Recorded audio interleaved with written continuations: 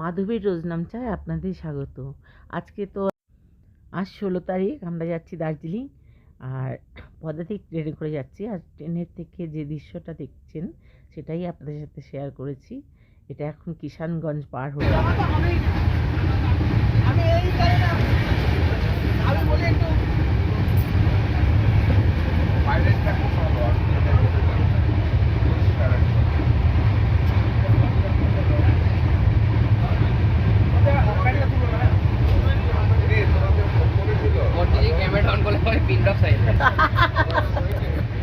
কিষানগঞ্জ যাওয়ার পথে দেখতে পেলাম রাস্তার দুধারে চায়ের গাছ, কিন্তু আমরা প্রথমে চিনতে পারিনি যেগুলো চা গাছ। কেউ বলছে লঙ্কা গাছ, কেউ বলছে ওই নানা রকম টগর ফুল গাছ, নানা রকম অনেকে কথাই বলছে। কিন্তু যখন আমরা দার্জিলিং পৌঁছে চা গাছ দেখলাম তখন মনে হলো হ্যাঁ, আমরা চা বাগানই দেখতে এসেছি। এগুলো সব কিন্তু চা বাগান, কিষানগঞ্জের থেকেই শুরু হয়ে গেছে চায়ের চাষ করা। তা চায়ের চাষ করাটা আপনাদের সাথে একটু শেয়ার করলাম। আপনারা দেখতে থাকুন আর আমাদের সাথে থাকুন। আমি পুরো রাস্তাটা বর্ণনা করতে করতে যাব। আপনারা দেখতে থাকলে আমারও ভালো লাগবে, তারপরে লাইক শেয়ার করবেন।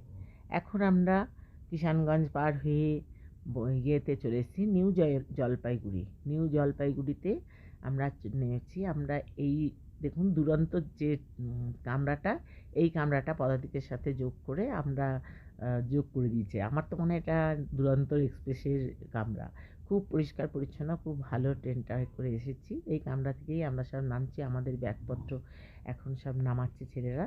তা আমরা একটা জায়গায় দাঁড়িয়ে আছি, সবাই একসাথে আসলে তারপর আমরা আবার হাঁটা দেবো।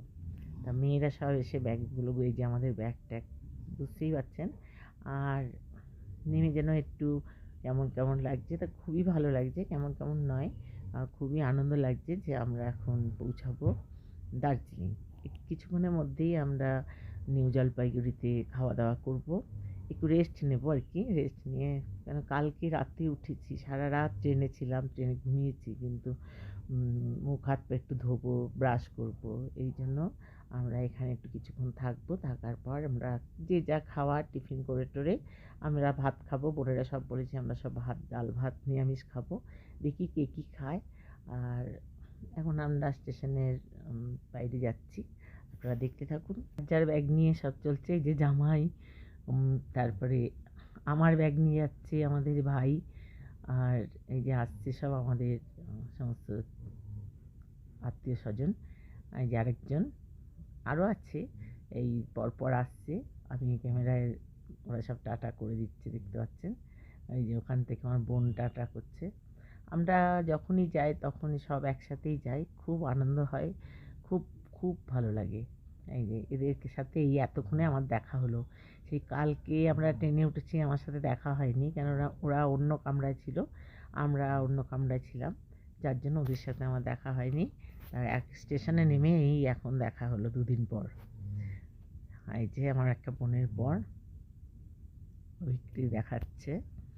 আর ট্রেনে আমরা নিউ জলপাইগুড়িতে নেমে গেছি। এখন আমরা একটা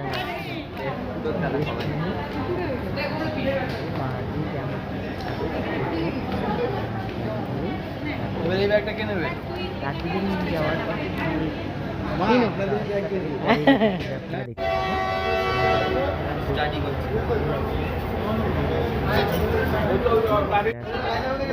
পড়ে যাবি, কিন্তু উল্টো দিক দিয়ে পড়ে যাবি।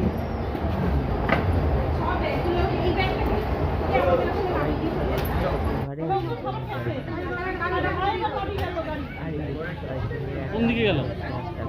এটা টয় ট্রেনটা, তাই তো।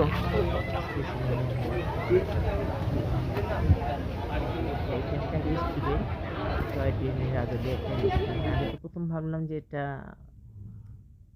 ট্রেন, তারপর দেখছি না রেস্টুরেন্ট লেখা আছে, তো এখানে সব রকম খাবার পাওয়া যায়।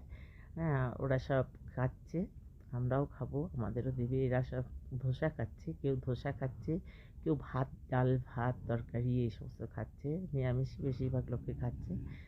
আবার আমাদের এবার আমরা 4 জনেই, আমরা যে টেবিলটায় বসেছি সবাই আমরা ভাত, ডাল ভাতই খেয়েছি, মানে নিরামিষ ডাল ভাত আর ভাজা, মাছ ভাজা এই সমস্ত নিয়ে আমরা খেয়েছি। কিন্তু ছেলেরা সব বেশিরভাগ ছেলে বা মেয়ে যার যা ইচ্ছা মতো খেয়েছে।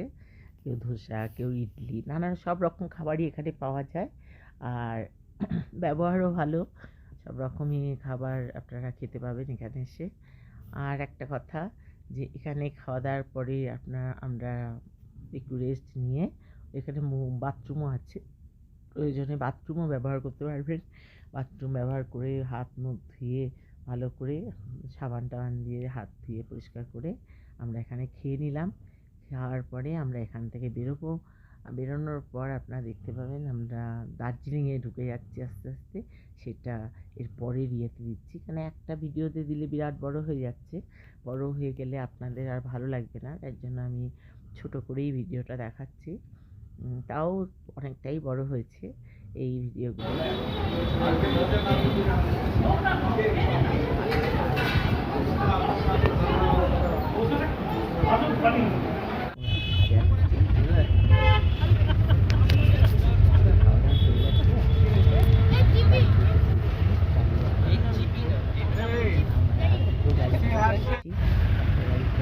এই সবাই দেখো একবার কে কে আছি আমরা। আমরা এখন যাচ্ছি দার্জিলিং। এটা হচ্ছে নিউ জলপাইগুড়ি থেকে এখন আমরা দার্জিলিং এর পথে। আর এই রাস্তা এখান থেকে দেখুন, আমরা এখন ফলের বাজার সব কিছু দেখাতে যাচ্ছি। এখানে রাধা গোবিন্দ মন্দির, ওষুধের দোকান। আমরা নিউ জলপাইগুড়ি ছেড়ে আমরা হায় হায় হায়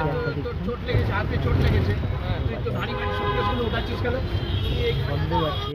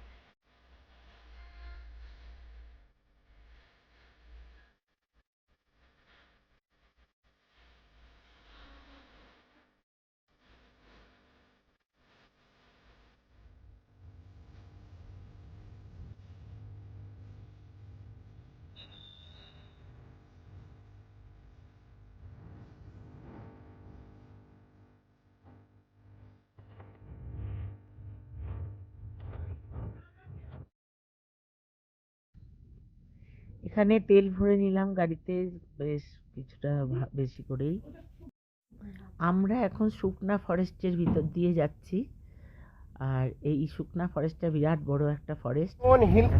আমরা এখন হিলকাট রোড ছেড়ে বাঁদিকে ঢুকলাম শুকনা ফরেস্টের ভেতর দিয়ে। মিলিটারি ক্যাম্প হয়ে কার্শিয়াংয়ে গিয়ে উঠবো, সেখানে আবার পুনরায় আমরা ওই টয় ট্রেন পাবো।